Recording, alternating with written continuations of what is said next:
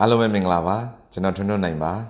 ဒီနေ့ကျွန်တော်ပြောမဲ့ခေါင်းစဉ်ကတော့တော်တော်စိတ်ဝင်စားဖို့ကောင်းပါတယ်ဘာဖြစ်လို့လဲဆိုတဲ့အခါကျတော့စီးပွားရေးစလုပ်တဲ့အခါမှာ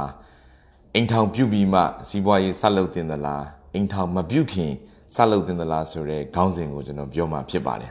ဆိုတော့တော်တော်များများ startup တွေ entrepreneur တွေလုပ်တဲ့ဟာမှာအခက်အခဲအတားအဆီးတွေတော်တော်များများကြုံရပါတယ်ဈေးကွက်အနေထားအရ idea အနေထားအရငွေကြေးအနေထားအရ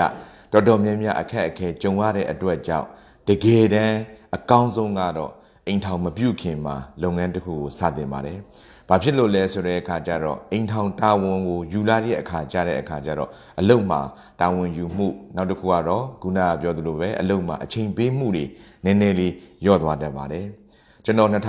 ခုနှစ်တုန်းကကျွန်တော်အသက်24နှစ်မှာလုပ်ငန်းကိုစတင်ခဲ့ပါတယ်။အဲ့ဒီတုန်းကဆိုလို့ရှိရင်ကျွန်တော်ကရုံးမှာအိတ်ရုံးမှာစားတခါတလေကြလို့ရှိရင်တော့မှခုနကပြောသလိုပဲတညလုံးရုံးမှအိတ်ရတဲ့ဘဝမျိုးတွေနဲ့ကျွန်တော်စခဲ့တာပါဒါပေမဲ့ထိုက်တဲ့အခြေအနေတစ်ခုရောက်လာပြီးနောက်တစ်ခုကတော့ကိုယ့်ရဲ့မိသားစုဘဝ family life ကိုယူခြင်းနဲ့ဆိုရင်တော့ထိုက်တဲ့လုပ်ငန်းတစ်ခုအဆင်ပြေတဲ့အချိန်မှာတော့အိမ်ထောင်ပြုတင်ပါတယ်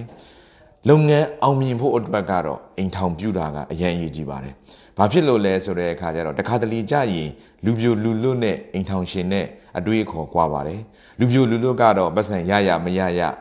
လုပ်ငန်းရှုံမရှုံ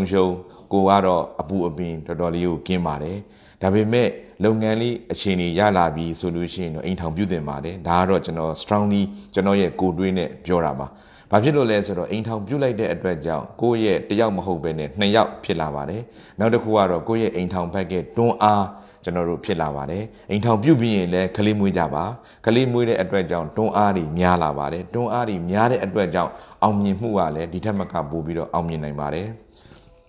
အားလုံးပဲအောင်မြင်တဲ့လုပ်ငန်းရှင်တွေဖြစ်ကြပါစေကျေးဇူးတင်ပါတယ်